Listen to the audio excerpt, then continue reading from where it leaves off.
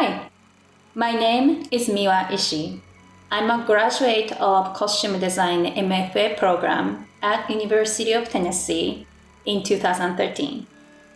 Before I begin, I want to acknowledge that I am speaking to you from Queens, New York, which is the native land of the Lenape. I'd like to acknowledge the indigenous stewards of this land, both past and present.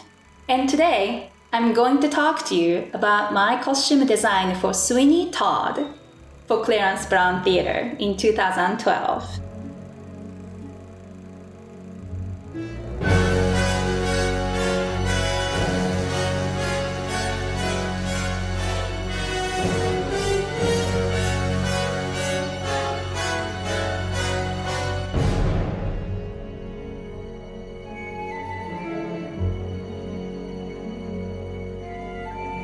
You might know costume as something that you wear for Halloween or like cosplay, which is kind of popular these days. But in theater, costume is one of the visual elements to tell the story. And when actors step on stage, the first thing that communicates about that character with the audience before even the actor speaks anything is what they're wearing. And it helps to establish who the character is and what kind of society they live in, what kind of time period that they live in. And it also helps to build overall aesthetic of the theatrical production. So as I started on Sweeney Todd as a costume designer, one of the main focus for me is to figure out what we are trying to tell, because we're all storytellers, and figure out based on that, figure out the best way to tell that story and then what would be the best type of costumes to tell the story. As I started the process, the first thing I did was to read a lot about script itself, as well as where Sweeney Todd came from, the original inspiration. And the character of Sweeney Todd first appeared in 1846 in a story called The String of Pearls, which was sort of like a short story, scary story. And 1846 is the Victorian era. And when I learned that, I really wanted to embrace the original feel of the character, and which does live on in the Sondheim version of the musical. A little bit of spookiness, scary, and also a little melodramatic. One of the many things that I always keep in mind when I design costumes is that who my audience is. Because ultimately, that's who I'm trying to communicate and who I'm trying to tell the story. And the fact is, the most audience isn't historians.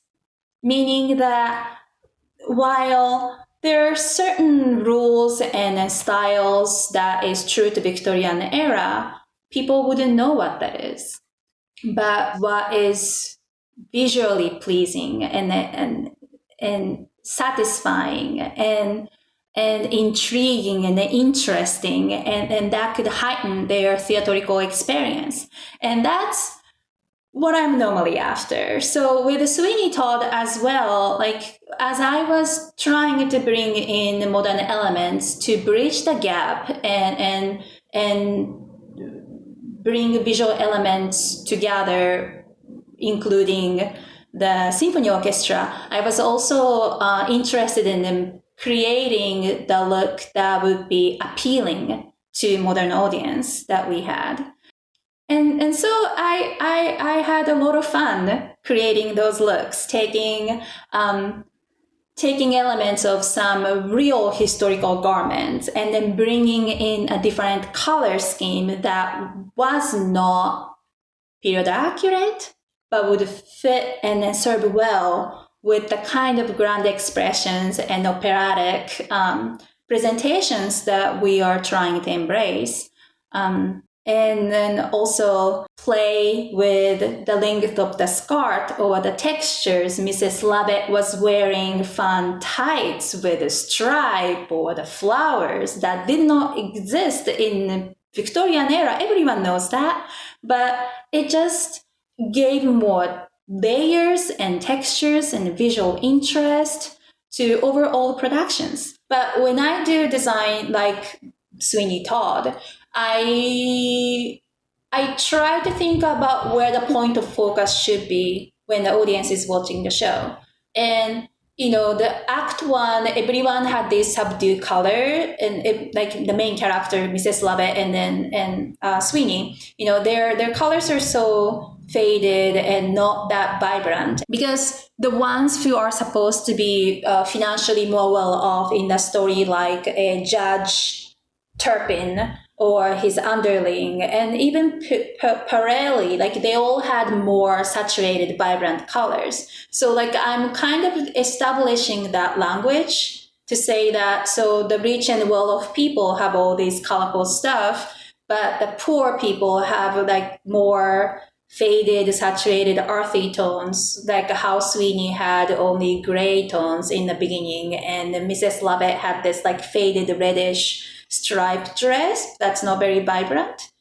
So when they enter Act 2, they made some money off of meat pies, human meat pies, and they have money. And so they're entering a different social class. So the color was one of the ways to communicate that idea. People may not understand that's why the colors are suddenly vibrant, but they can understand that now they are different from Act 1, right?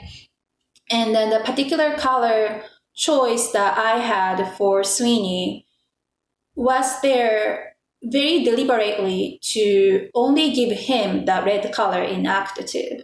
When you think about what everyone else was wearing, no one was wearing red. And red is a very strong color. And preserving that color for only Sweeney makes him the star of the show, which he is, And when he stands on that big like top platform where the barber shop was, wearing the gold vest with white shirt and then red pants, it draws eyes. And that's kind of at least for me, when I design, I try to encourage audience to look at certain places where something happens or that character is important, and then the contrast is one of the good ways to do it.